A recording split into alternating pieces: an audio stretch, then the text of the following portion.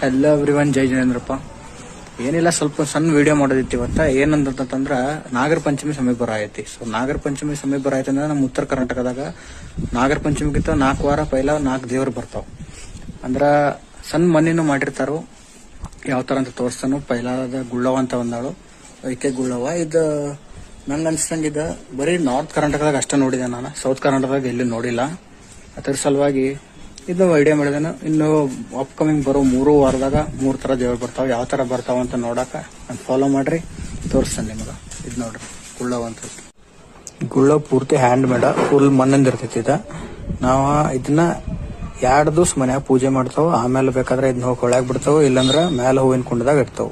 ಇದು ಪೂರ್ತಿ hand made ಇರ್ತೈತಿ. ಗುಳ್ಳವನ್ನ ಪೂಜೆ ಮಾಡ್ತಾವ ನಾವು. ಎಲ್ಲ ಕುಕ್ಮ ಅದು ಹಚ್ಚಿ ಪೂಜೆ ಮಾಡಿ 2 ದಿವಸ ಮನ್ಯಾಗ ಇಟ್ಕೋತಾವ. ಆಮೇಲೆ ಇವತ್ತು ಬಂದಾಳಂದ್ರೆ ನಾಳೆ ಸಂಜೆಗೆ ನಾವು ಹಿಂಗೆ ಕಳಿಸ್ತಾವ. ನೆಕ್ಸ್ಟ್ ಯಾವ ದೇವ್ರು ಬರ್ತೈತೆ ಅಂತ ನಿಮ್ಗೆ ಗೊತ್ತಿದ್ರೆ ಕಮೆಂಟ್ ಮಾಡ್ರಿ. ಮತ್ತೆ ನಿಮ್ಗೆ ತೋರಿಸ್ತಾನೆ ನೆಕ್ಸ್ಟ್ ಯಾವ ವಿಡಿಯೋದಾಗ ಯಾವ ದೇವ್ರು ಬಂದೈತೆ ಅಂತಂದು. ಮುಂದಿನ ವಾರದಾಗ ಬರ್ತೈತಿ.